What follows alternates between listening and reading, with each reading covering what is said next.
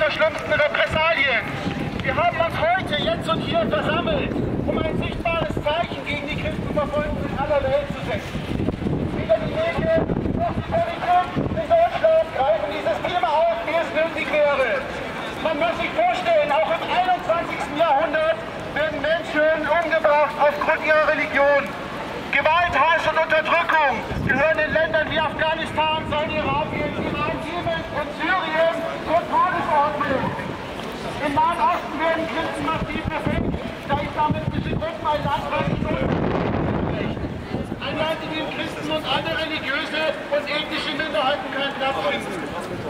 Aktuell werden in Syrien Christen von islamischen Gruppen vertrieben, gefoltert und umgebracht. Der Westen nennt diese auch gerne Rebellen. In Somalia haben Christen kein Existenzrecht. Wird ein Christ entdeckt, droht ihm der Tod.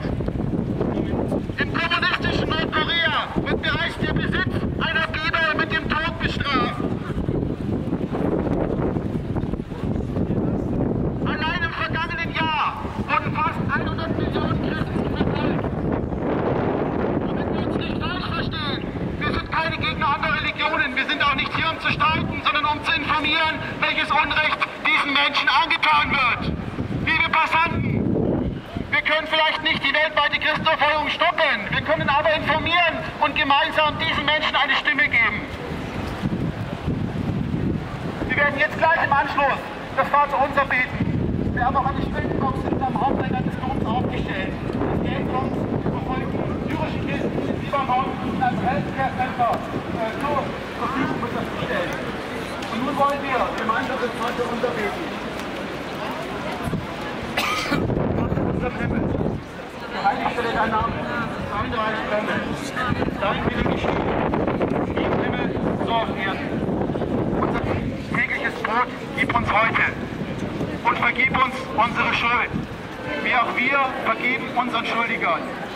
Und führe uns nicht in Versuchung, sondern erlöse uns von dem Bösen. Denn dein ist das Reich und die Macht und die Herrlichkeit in Ewigkeit. Im Namen Jesu Christi. Amen.